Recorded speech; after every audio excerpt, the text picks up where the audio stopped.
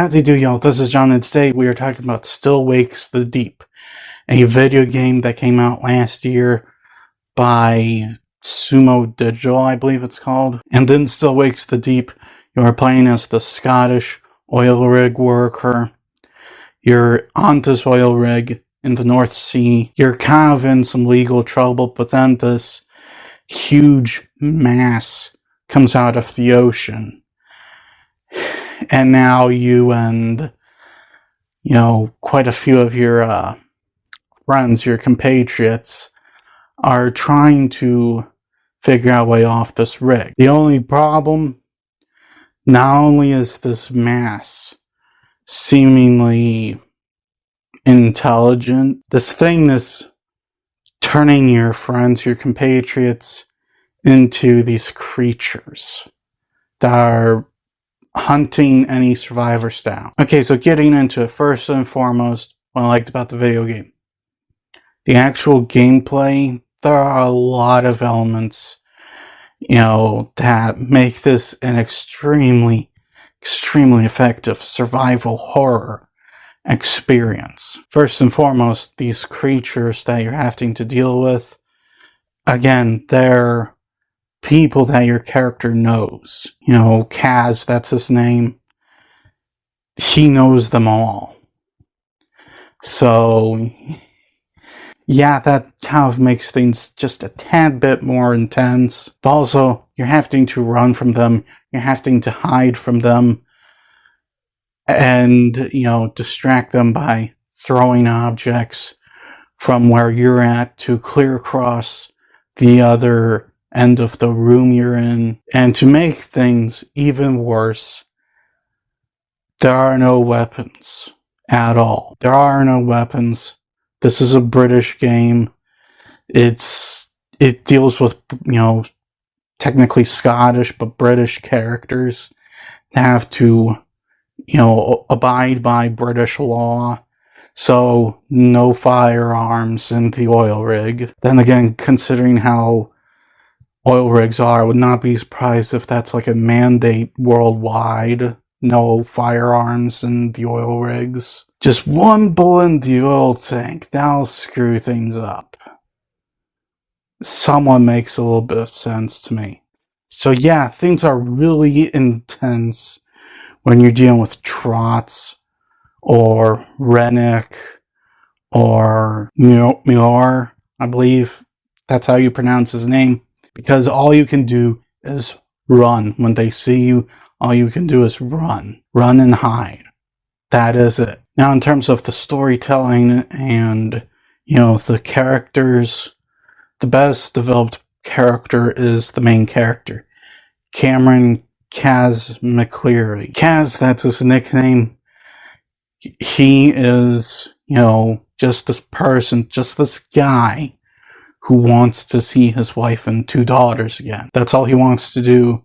He's in some legal trouble because, he was defending his wife. Yeah, he defended his wife, and he's in legal trouble from it. And he also just comes across as this likable guy. He's kind of no nonsense a little bit. He has some good insults. And also, just at the end of the day, you can tell he cares. He's trying to get as many people off of this rig as he can. And he clearly just cares about the people around him. And also, by the way, there's definitely some language in this game that you don't hear a lot in American games. I was told that, this game has a pretty accurate depiction on how, blue-collar Scottish workers talk to each other. I'm just in there, I'm listening to what they're saying, and I'm just like, this reminds me of when I lived on a military base. Don't hear this in civilian life over here in the US of A. In the civilian world, you don't hear this kind of stuff a lot. So yeah, expect a lot of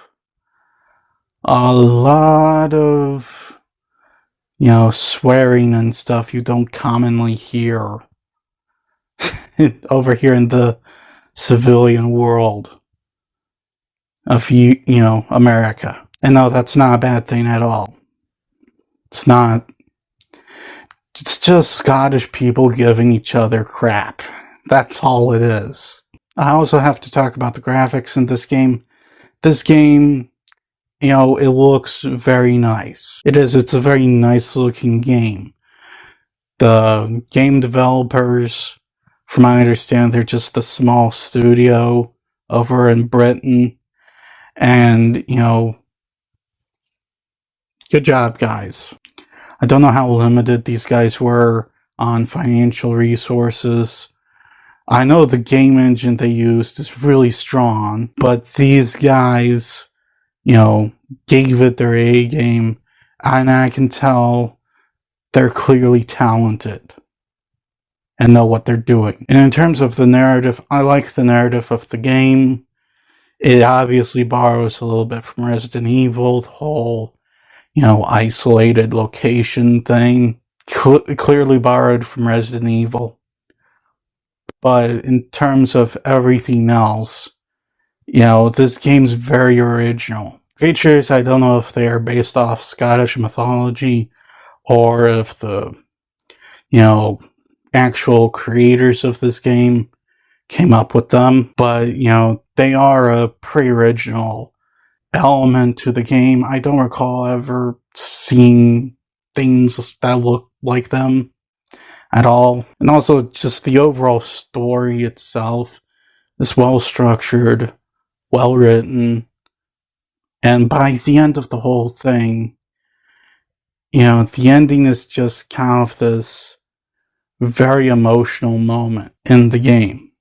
It's a very emotional moment. Now, in terms of problems, I would argue that this game is just a little too easy.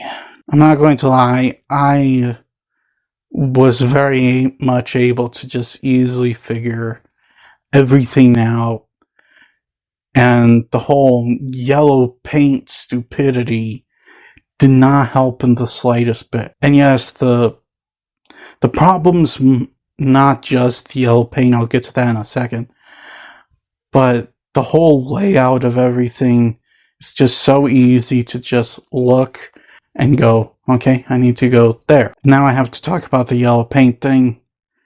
I do understand that oil rig workers actually use yellow paint on a lot of things, and it's a lot easier to see, you know, things in the dark with yellow paint. So, you know, with there being yellow paint, and, you know, in this environment is a little bit more understandable than in Resident Evil 4, the remake. But yeah, the yellow paint just did not help at all with the whole it was too easy thing. The game's also really short.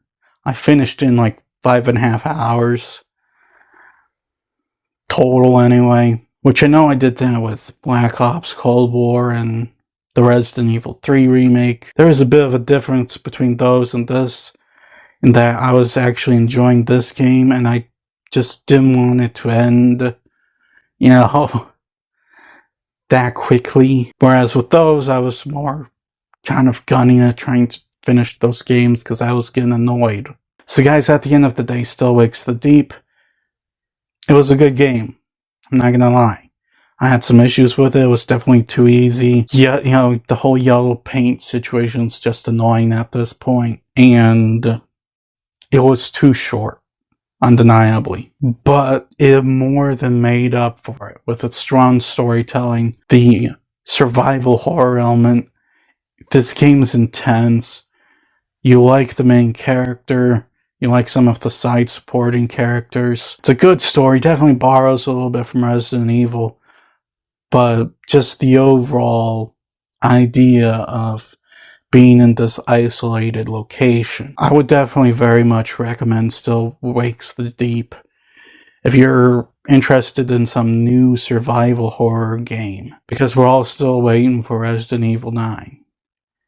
And who the heck knows when that's gonna come out. I'm going to give Still Wakes the Deep a very strong 8. Well, that's all the time I have for today. Please look forward to more videos real soon. Please hit the like button if you enjoyed this video. Please also subscribe if you're new to the channel. And as always, please remember, the Brudensky will return.